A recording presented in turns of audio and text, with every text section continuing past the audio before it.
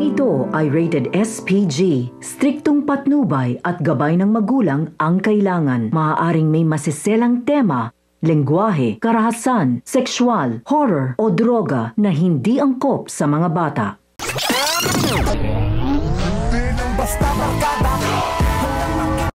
Kampanteng-kampante sina Gustavo at Roberto na tiyak ang pagkakapanalo nila gayong wala naman daw malakas na kalaban na maaaring tumalo sa mga gerero. Kaya naman isang araw bago ang deadline ng filing of candidacy ay nag-ikot na sila sa buong Kamaynilaan at Quiapo.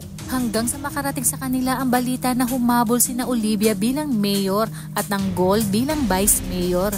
Ibig sabihin tuluyan ng kumala si Olivia at tinaydor sila. Dahil dito ay mas lalong nag-init ang ulo ni Gustavo at naglulupasay sa galit.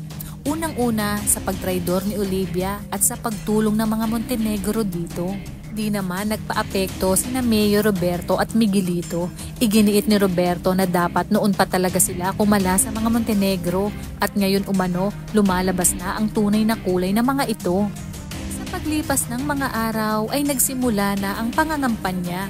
Mabangong-mabango ang pangalan ni Tanggol at si Miguelito naman ay medyo tagilid dahil sa mga mababahong inilabas ng kanyang tiyahin na si Olivia tungkol sa mga gerero. Babango din ang kanyang pangalan matapos niyang sabihin na hindi na niya kayang tumagal pa sa mga gerero dahil sa mga anomalyang ginagawa ng mga ito.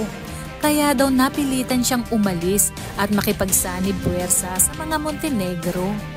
Dumating na nga ang araw ng survey at lamang na lamang si Tanggol at buong partido nito.